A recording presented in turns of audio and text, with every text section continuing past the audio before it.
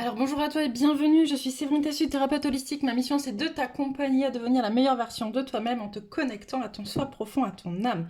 Le but c'est de t'aider à régler tes peurs, tes blocages, tes blessures, tes addictions et tout ce qui t'empêche d'atteindre tes plus hauts potentiels. Je te retrouve aujourd'hui pour une petite guidance en lien avec les énergies de ce week-end.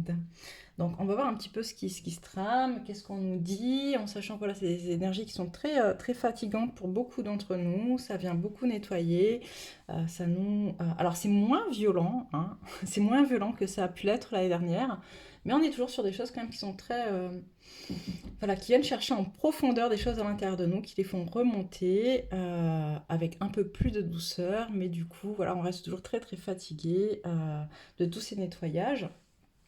Donc on va voir un petit peu, vous pouvez nous dire ce qu'il en est pour vous, comment ça se passe. Et puis nous, on va voir ensemble avec les cartes qu'est-ce qu'elles ont à nous dire pour ce week-end. Alors, j'ai arrêté de faire des guidances. L'autre jour, on m'a posé la question. J'ai arrêté de faire des guidances pour les féminines et des guidances pour les masculins parce que personnellement, je n'y trouve plus d'intérêt. Je pense qu'on a tous beaucoup évolué et que nous avançons de plus en plus en miroir les uns avec les autres. Et du coup, je pense qu'il est de la responsabilité de chacun que d'aller regarder un petit peu ce qui est pour soi et non pas avec parfois un peu de curiosité mal placée, je dirais ça comme ça, aller regarder ce qui se trame que pour son autre, sans aller travailler sur soi. Voilà. Donc du coup, je ne fais plus que des tirages qui mettent en miroir un peu les énergies de tout le monde, de manière à ce que vous puissiez y trouver justement à comprendre cet effet miroir qui est quand même très important, et mais aussi arriver à vous positionner face à tout ça et puis face à votre autre, aux énergies de vos autres par rapport à vos propres énergies. Voilà. Donc on va aller voir un petit peu ce qu'il en est pour les énergies de ce week-end. Merci de me donner un peu trop pour commencer. Merci de me donner s'il vous plaît des cartes en lien avec les énergies de ce week-end. Alors qu'est-ce qu'on a?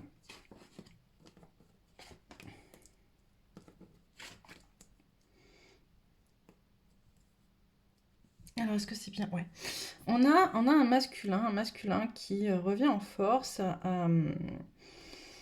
et dans l'action en lien avec tout ce qui touche à la matière. Ok, matériel, ça peut être du financier, ça peut être, mais en tout cas, c'est sa manière qui essaye de se positionner dans la matière, mais ça manque d'équilibre, tu vois, ça manque d'équilibre. Non, je l'équilibre à l'envers, ça manque d'équilibre.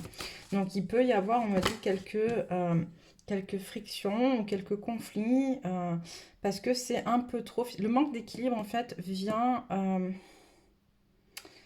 on me dit finalement contrebalancer la force qui du coup sera une force un peu, tu vois, un peu têtue, un peu bornée, quoi. Tu vois, j'y vais en force, mais sans prendre en compte ce qu'il y a derrière. En fait, tu sais, m'oblige à me positionner parce qu'il faut que je me positionne, mais pas en ayant compris finalement les raisons du pourquoi il fallait se positionner.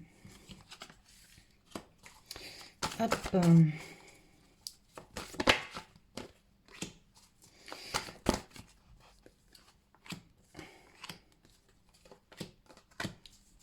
On va finir cette ligne. On a une féminine qui est dans l'amour. Hop. Voilà. On a une féminine qui est dans l'amour et qui se connecte aussi à sa force et à ça. Je vais essayer de faire en sorte que vous puissiez tout voir, ce qui n'est pas forcément très simple.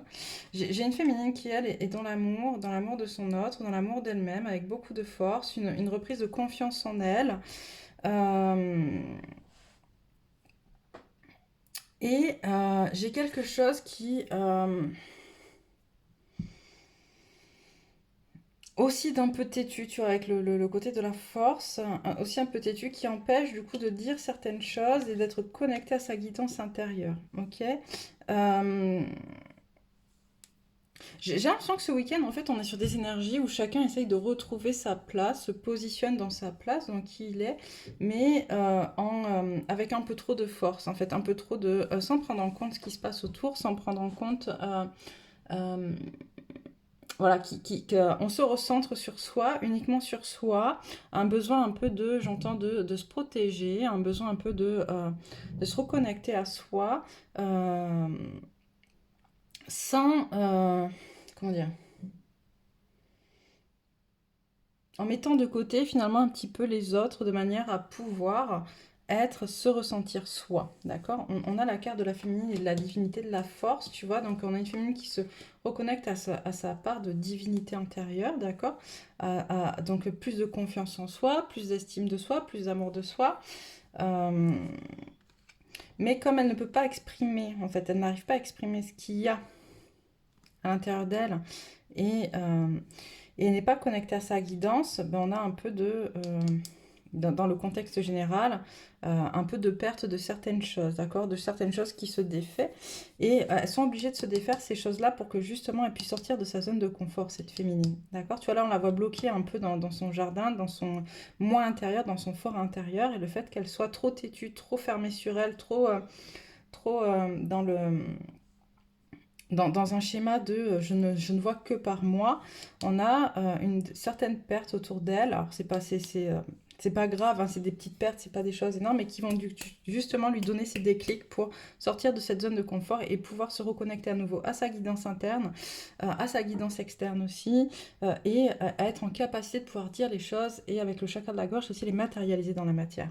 On a également un masculin, d'accord, puisqu'on reprend dans ce sens-là, un masculin qui lui aussi s'est déconnecté, comme la féminine en fait. Il y a vraiment tu vois, il y a la l'ange de la force qui les relie tous les deux. Chacun essaye de retrouver sa force, son pouvoir intérieur, sans connecter à la communauté, sans connecter aux autres, sans connecter non plus au couple sacré. Et de la même manière, on a ce masculin qui du coup s'enferme dans son petit cocon et qui va, comme la féminine, finalement, bah, perdre quelque chose pour pouvoir après sortir euh, de ce cocon en fait. Enfin, c'est même pas un cocon parce qu'en fait c'est pas bon pour l'un et pour l'autre en fait. C'est quelque chose dans lequel il s'enferme de un peu négatif en fait mais qui rassure. Voilà, ce truc un peu rassurant. C'est un peu comme les... on me montre, tu sais, quand les enfants ils doivent aller à l'école la première fois, quoi. Tu vois, t'as envie de rester chez toi, tu vois, et c'est sécurisant chez toi. T'as pas forcément envie d'aller à l'école ou t'as envie d'y aller, puis quand tu te rends compte de commencer à l'extérieur, bah, t'as envie de rentrer chez toi, quoi, tu vois.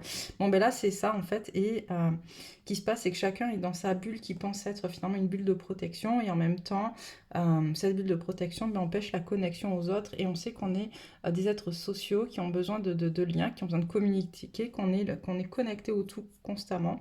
Et donc, du coup, de se créer cet espace-là va permettre de reprendre une certaine force, mais en même temps, va faire prendre conscience de l'importance de cette connexion aux autres aussi dans une certaine limite. Alors, qu'est-ce qu'on a à nous dire? La patience. Hop. Oh, c'est mignon, c'est beau, c'est beau, c'est beau, c'est beau, c'est beau. C'est beau. On va finir cette ligne.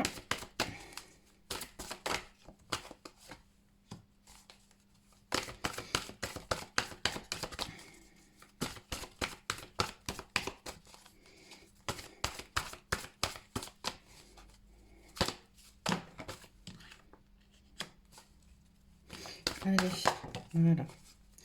La dernière. Alors, pour finir, pour ce week-end, on a justement, c'est un week-end où on demande un peu de patience, de passer par tout ça, finalement, par cette déconnexion de l'un de l'autre, du reste de la collectivité, du reste du commun des mortels, j'entends, va permettre justement de reprendre la force de guérir ses blessures et de reconnecter au lien avec beaucoup plus de force et beaucoup plus de...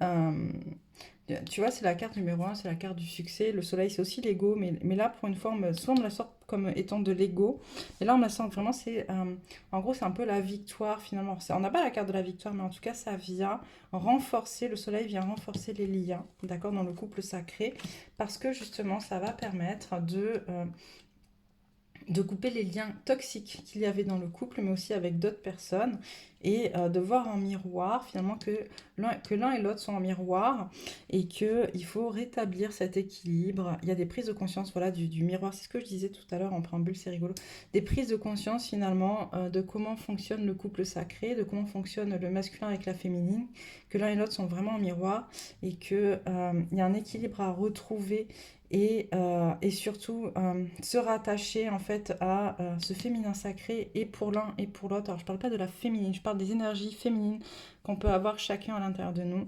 que c'est dans ces énergies-là qu'on va pouvoir justement resolidifier quelque chose, resacraliser, j'entends aussi, ce lien, reconnecter avec beaucoup plus de puissance dans le lien. Mais du coup, il y a les liens toxiques qui se défont et ça, c'est plutôt cool. Il y a vraiment une prise de conscience de... je sens un lâcher prise en fait dans le couple sacré qui va permettre une plus grande connexion avec beaucoup plus d'authenticité, moins dans le rejet, moins dans dans le combat en fait, moins dans chacun pour soi et puis ce que tu me renvoies c'est trop difficile donc je te le laisse, tu vois, c'est plus finalement cette compréhension voilà, que ce que tu me renvoies c'est en miroir avec moi et du coup je l'accepte et on va avancer ensemble. J'ai vraiment voilà, on m'envoie vraiment ça. Ok. Donc, hop, on va sortir ces cartes-là. Merci à vous. Et on va prendre notre jeu. Qu'est-ce qu'on prend? Qu'est-ce qu'on prend celui-là? Alors, qu'est-ce que tu as à nous dire pour ce week-end, pour les énergies du week-end? Oh, il y en a beaucoup. Alors, on va commencer par là. Hop. Donc là, ça me redit ce qu'on a vu tout à l'heure avec, vous savez, l'abondance en éclosion, là, qui était retournée. Voilà, il y a des choses qui vont lâcher. Il y a des choses qui vont lâcher sur des questions, sur des doutes, des pensées qui vont se formuler, qui vont éclore, des pensées qui vont se transformer, en fait. C'est-à-dire, justement, cette prise de conscience de l'effet miroir qui va permettre de prendre plus d'autonomie pour travailler sur ses blessures, d'accord. Il y a vraiment, en fait, j'entends une prise de conscience des suppositions qu'on peut faire à l'intérieur de soi, qui viennent bloquer, qui viennent empêcher d'être soi, tu vois. Hop, qu'est-ce qu'on a? Et là, on nous dit vraiment de prendre le temps nécessaire. On a eu la carte de la patience hein, dans le premier jeu. Et là, c'est la même chose. On nous dit de prendre le temps nécessaire à ça pour faire éclore justement de nouvelles choses, de nouvelles idées, de nouvelles pensées. C'est rétablir, reprendre son pouvoir sur les pensées, les suppositions qu'on peut faire qui nous emmènent dans des schémas négatifs, tu vois, dans des cercles vicieux qui nous ramènent dans des énergies très très basses. Et ben, se reprendre ce pouvoir là-dessus en comprenant justement que... ces pensées sont à transformer pour en faire quelque chose de positif, reprendre son pouvoir. Et on me dit bah, de prendre le temps, tu vois, on a l'escargot, on a les vacances, on a la campagne, le repos, pour pouvoir prendre ce temps nécessaire à cette guérison pour pouvoir faire éclore ensuite des pensées beaucoup plus positives. Je vais les remettre parce que du coup, j'ai pas vu laquelle est sortie derrière. Des pensées beaucoup plus positives, voilà, qui elles vont permettre de célébrer un changement. Tu en as la célébration sur le papillon aussi, sur le changement de la chenille au papillon. Et c'est plutôt pas mal. Alors oui, effectivement, il y a des pour et des contre à peser. Il y a c'est rationaliser finalement un petit peu ce qui se passe, hein, voilà, entre les failles, les blessures. Rationaliser ce qui arrive, ce qui nous fait mal, pourquoi ça nous fait mal, arrêter de remettre la faute sur l'autre alors que finalement nos blessures elles sont déjà à l'intérieur de nous, sinon elles ne reviendraient pas, tu vois, voilà, c'est peser le pour et le contre, entre les failles, entre ce qui est, entre ce qu'on essaye d'enlever, en fait, de se séparer, de soigner, de guérir pour retrouver l'amour. Et attention, il y a quand même le serpent qui... là, on me dit attention, des fois le serpent me dit ça peut être la transmutation, tu vois, le serpent qui mue, qui change de peau, donc ça avance. Mais là, on me dit attention quand même. Voilà, tu vois, attention, il y a quand même des choses qui peuvent être piquantes ou blessantes dans tout ça, parce qu'il y a toujours des gens pour venir, de toute manière, raconter des choses pour mettre un peu le bazar dans le couple, tu vois, tu sais, mettre un peu de froideur en fait. Des femmes. C'est des femmes, j'ai des femmes en fait. Mais cette froideur, elle va vraiment permettre, on ne dit pas ça autre chose, ok, de réconcilier finalement la féminine avec son enfant intérieur, ok. C'est une prise de conscience que finalement tout ça, tout ce qui est dit, tout ce qui vient piquer, tout ce qui vient blesser, ce qui vient mettre en introspection à travers la carte de l'hiver, vient surtout réveiller des choses qui étaient ancrées profondément chez la féminine, dans son enfant intérieur. Et là, on a une féminine bien aguerrie, une féminine dans toute sa puissance qui fraternise avec son enfant intérieur. Et c'est juste magnifique. Bon, peut-être un peu douloureux pour certaines, j'entends, mais en tout cas, pour de bonnes choses, quoi. Là, voilà, c'est le contrat. Ok. Alors, qu'est-ce qu'on prend d'autre? Un peu de celle-ci. Allez hop, un peu de celle-ci. C'est mon premier jeu, l'oracle de la triade. J'ai toujours une certaine attirance pour ce jeu. Alors, qu'est-ce qu'on a? Fusion, voyage pour le pardon. Ok. On a dans tout ça, justement, tout ce qui se passe ce week-end. On est sur 3 ou 4? 3. Alors, on est sur des phrases à 3. Ok.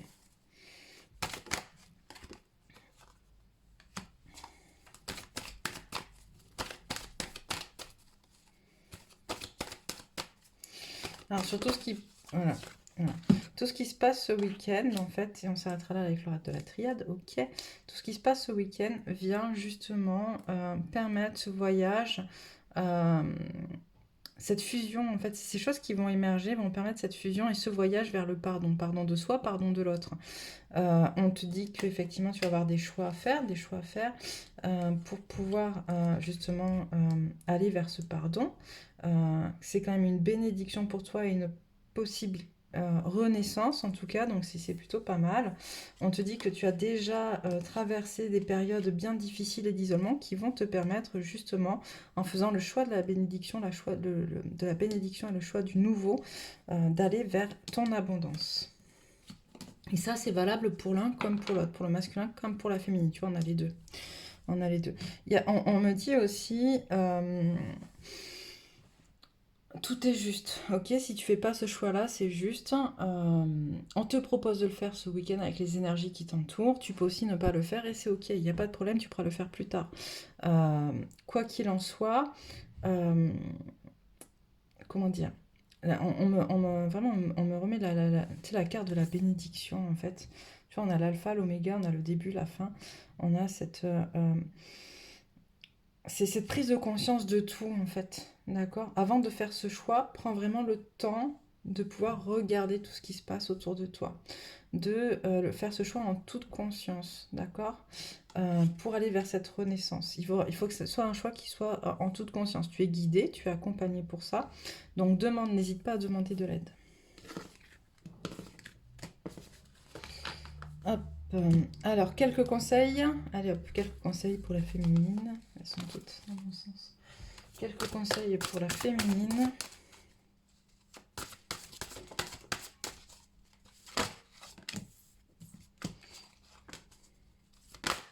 Allez. Alors, qu'est-ce qu'on a? La première, c'était celle-là. On a l'enchantement. Tout peut devenir possible lorsque l'âme agit. Un éternel recommencement. Une situation se répète encore et encore jusqu'à un changement de votre part. Tu vois, ça, c'est l'histoire du chemin dont on vient de parler. Tu as un choix à faire, d'accord? Donc, ou tu fais le choix d'aller vers un nouveau cycle, ou tu fais le choix de revenir sur l'ancien. Encore une fois, on est encore dans ces histoires d'anciens cycles et de nouveaux cycles. Mais c'est ton choix, ok? La voie du milieu, en évitant d'œuvrer dans les extrêmes, vous œuvrez une porte vers l'équilibre. La druidesse de la générosité. Donnez votre temps et apportez votre aide pour un monde meilleur. Et on a le voile de l'illusion. Face au voile de l'illusion, prenez le temps de voir la réalité en toute chose.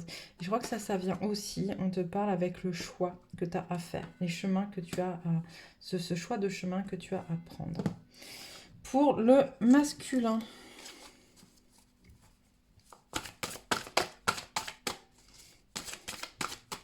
Allez, quelques cartes conseils pour le masculin pour ce week-end.